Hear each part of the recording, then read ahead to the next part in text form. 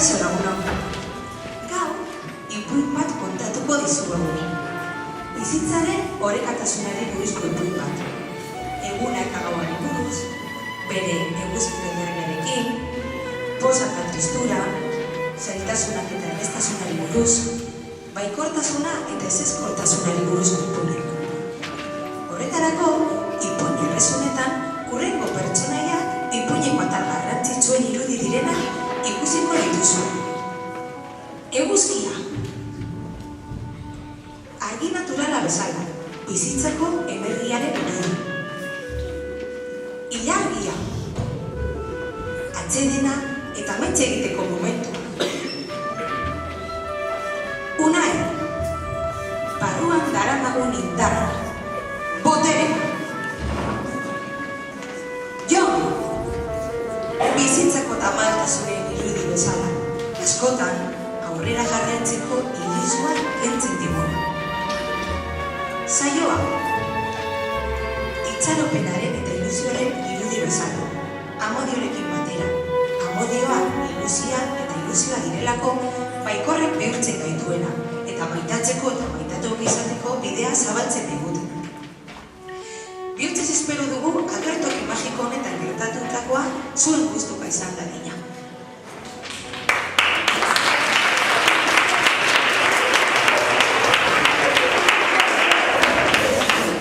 Bazenbe, aldi berean, oso hurbil eta urrun zegoen herrizka bat.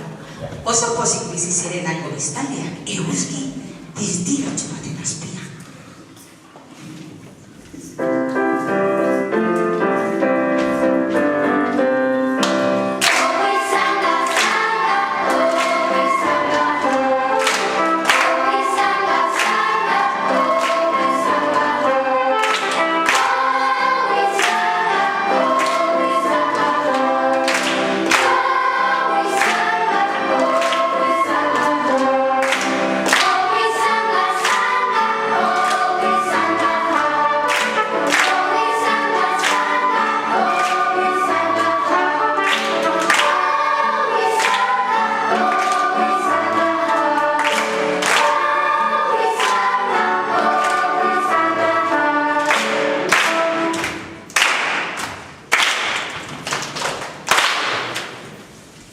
Gaua hiltzen zenean, denak lokartzen ziren, eta ilargiaren argipean amesten zuten indarrak hartuz hurrengo lan egunerako.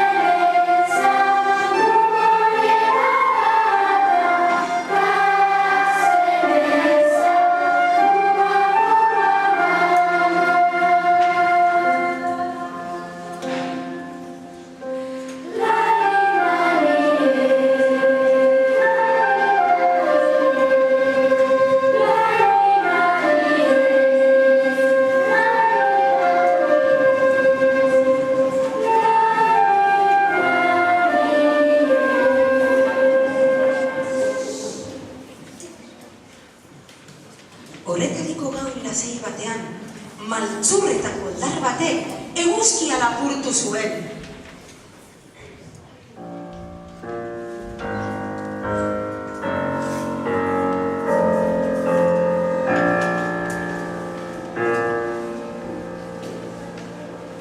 egunsentia izateko ordua zen, baina eguzkia etzen esan gertzen, herritarrak oraindik lo egiteko ordua zen uste zuten.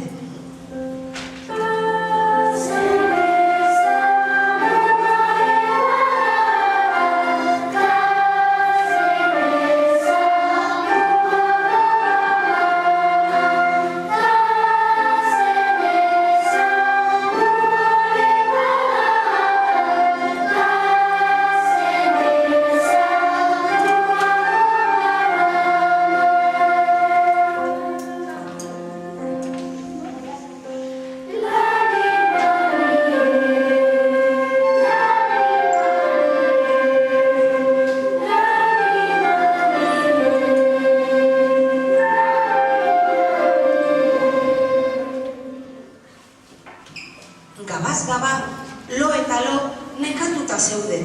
Guztiz nahaztuta gertatzen zenarekin. Ez ziren logure, eta denak gaixotzen hasi ziren.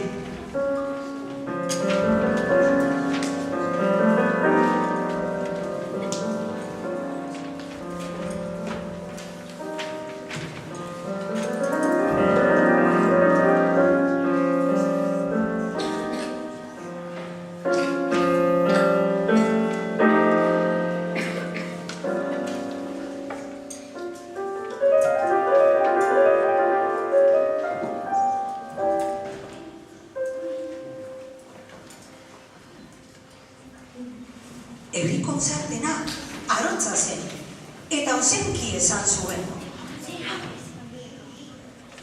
Hau ezinezkoa da, eguzkiaren bila joango naiz, edo zer egingo dut berreskuratzeko.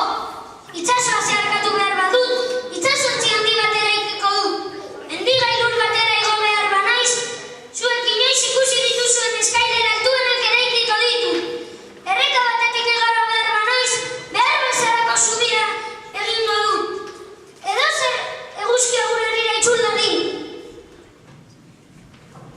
Horrela, martxan jarri zen eta bere poza eta ilusioa animali jende eta espezie guztiei zabalduz berarekin abiatu ziren eguzkiaren bila.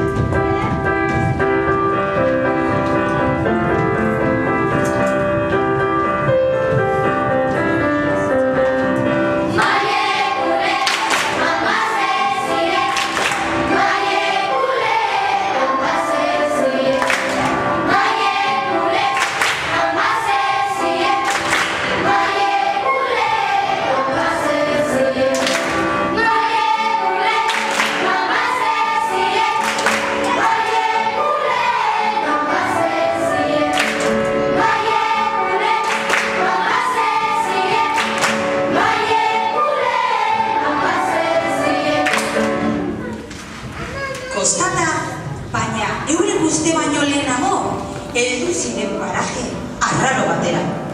Gaizki arnazten zen, dena itxusia zen, eta toda oioak entzuten ziren. Entzun.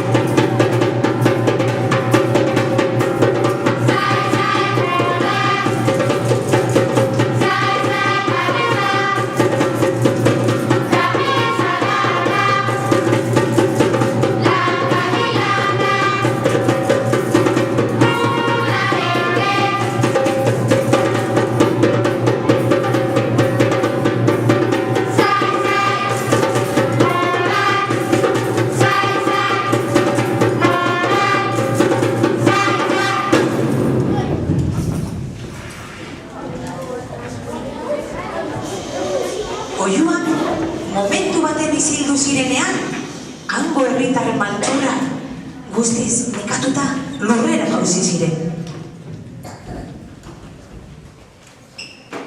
Bapatean, Unai, kaiola batetik zetorren argi bitxi batetaz ohartu zen.